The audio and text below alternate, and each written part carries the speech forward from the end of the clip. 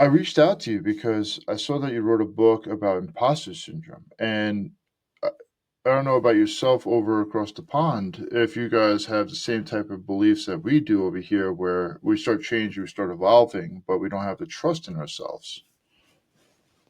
Absolutely. I mean, it's no different anywhere, be it the US, be it the UK, or anywhere else in the world, for that matter.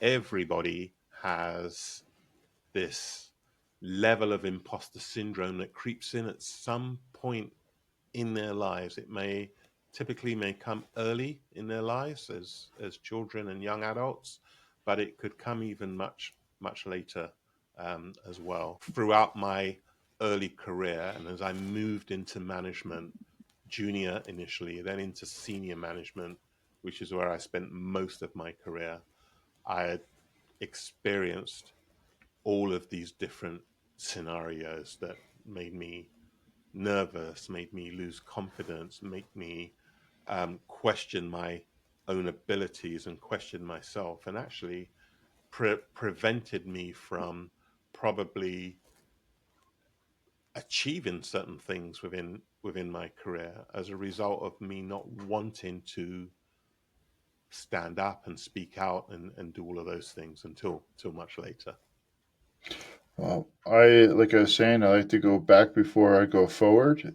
So, what do you think were the building blocks, or what do you think was the pretty much the basement that created the uprising for you to feel that way? You know, there's quite a lot, I would say. And the only way you can widen your comfort zone is to first get out of your comfort zone, where you get into that uncomfortable space, and then you try to deal with being in that fear zone at the time. And if you can manage that, oh, is that me?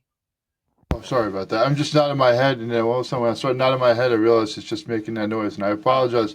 Everything you're saying to me. make sure you keep your head down and not rock the boat or anything like that. So it all stems back from those times, Hmm. basically. So it was a form of protection for us, but also at the same time, that level of protection can also become a cage, right? Mm-hmm. But what I quickly learned was, and this is something I use today, if you are 60%, 70% there, move forward. You know, what I could not afford to do was wait to have everything in place 100% perfect, because it would have taken me a long time to try and do that. And then I still could have failed going forward.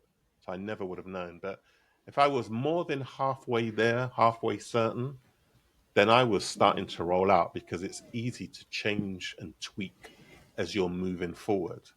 And that was a way of working that stuck with me ever since. We can take it to yet another level, and there's then people out there who are looking to take things to the next level all the time now. You know, particularly young kids. You know, younger people are they're just absolute experts at this stuff. They take this stuff on like it's nothing. You know, so because they're curious and they want to try stuff, and they're not afraid of failure. That's the other thing.